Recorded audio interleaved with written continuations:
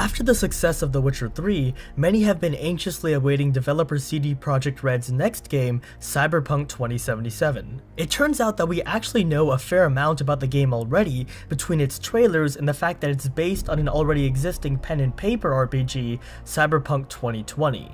In this video, I'm going to be breaking down the important information we have on Cyberpunk 2077, starting with some basic info, then eventually getting into some more in-depth information.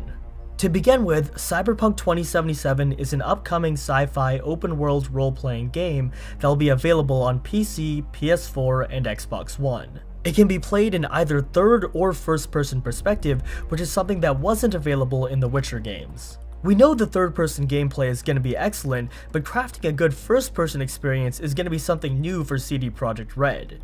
One interesting thing about the game is it will have a multiplayer element in addition to the single-player story. I'm cautiously optimistic and eager to see what they do, but I do have a couple of small fears about this. First, I'm concerned that CD Projekt Red will spend too much time on the multiplayer and not focus enough on the single player, which is what they're good at. Second, they have little to no experience developing a multiplayer game, so whether or not they can create a good multiplayer experience remains to be seen. At the same time, we know very little about what this multiplayer element is, and it's possible that it's something peripheral. CD Projekt Red also did such good work with the Witcher series in general that even when it comes to adding something new like multiplayer, I trust they'll do a good job. It has been directly stated that Cyberpunk 2077 is far bigger than even The Witcher 3. An employee from CD Projekt Red said, and I quote, "Cyberpunk is far bigger than anything else CD Projekt Red has done before. Far, far bigger." That is a very bold statement considering how massive The Witcher 3 was, and while I'm sure this is to some extent them trying to hype up their game, I do believe the game is going to be bigger than The Witcher 3. One might think that bigger is not necessarily better, and this is 100% true. However, CD Projekt Red is usually pretty good with paying attention to the details and with crafting their world. Also, co-founder of the company, Marcin Nowinski, stated that the game is more ambitious on every single front, in the development and on the marketing side. His use of the words every single front means they are paying attention to everything, and not just blindly trying to make the world bigger without paying attention to the details. Another thing to consider is there are quite a few more developers working on Cyberpunk 2077 than The Witcher 3. Company size was around 200 to 300 at the time of The Witcher 3 and is now at 370 and still growing. Obviously not all of these employees are working on the game, but it shows that CD Projekt Red has significantly expanded, which is what will allow them to make this game bigger and hopefully better than The Witcher 3. One of the coolest features Cyberpunk 2077 will likely have is the ability to drive and fly vehicles, if job listings for CD Projekt Red are anything to judge by. Finally, the soundtrack will be crafted by the same composer who created the Witcher 3 soundtrack. The setting of Cyberpunk 2077 is described as a dark future in 2077, where advanced technologies have become both the salvation and the curse of humanity.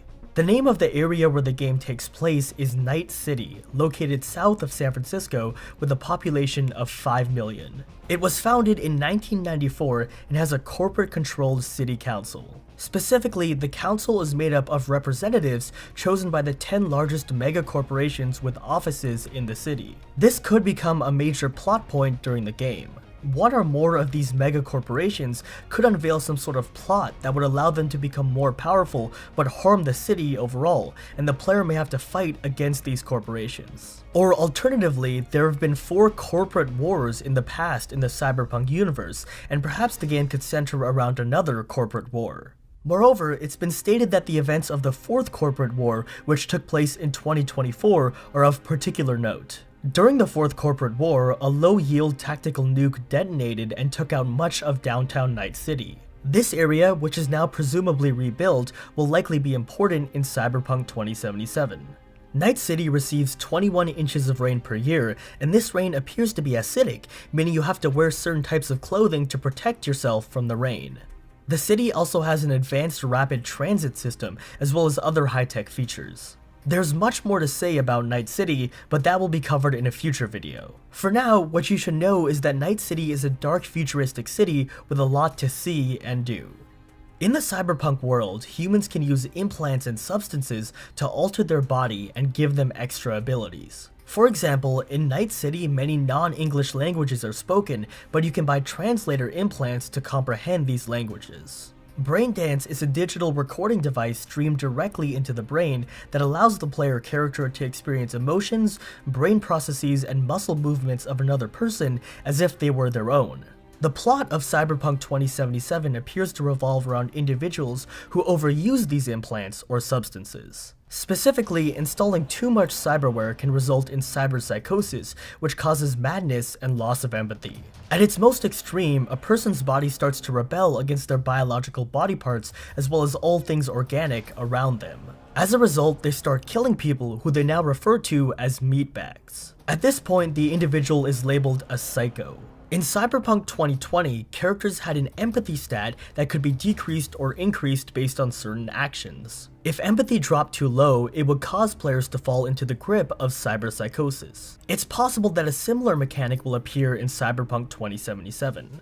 There's only one way for a cybernetically enhanced human to quote, hang over the edge and keep from committing murder or other heinous acts, and that is therapy. Therapy can combat the effects of cyberpsychosis and restore one's empathy.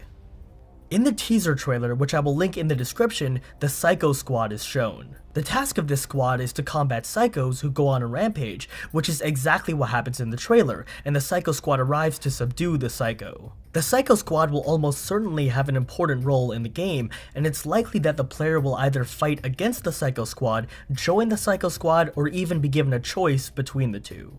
Interestingly, the description of the trailer states the events of the trailer show how the Psycho Squad might acquire a new member. This indicates the Psycho Squad may in fact be made up of psychos themselves. More specifically, the Psycho Squad might actually be psychos who undergo therapy to keep them from going berserk. Which would make sense since the best people to combat cybernetically enhanced humans are other cybernetically enhanced humans. Once again, this is a complicated topic, so more on it in a future video.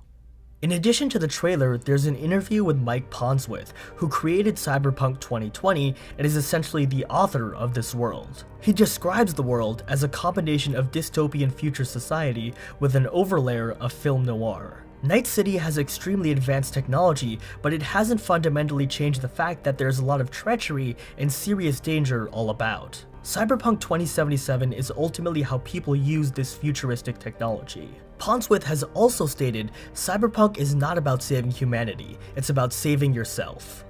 One relatively major prediction I have for the game is that you will be able to create your own character, perhaps in a way that's similar to Fallout or the Elder Scrolls. This feature makes sense because in Cyberpunk 2020, you can of course create your own character. With regards to its release date, CD Projekt Red has confirmed it will come out between 2017 and 2021. If I had to say, I think the game is going to come out in 2019, because the Witcher games had a 4-year break between each of them, and The Witcher 3 came out in 2015. But also, they've already been working on the game for some time concurrently with The Witcher 3, and they are larger now, so perhaps it will come out a bit earlier. Alright everyone, that's gonna do it for the video. I hope you found this to be informative, and if so, be sure to drop me a like down below. Also, let me know what you want to hear next with regards to Cyberpunk 2077, as I definitely plan to do more content on this game. Otherwise, thanks for watching, and I'll see you in my next video.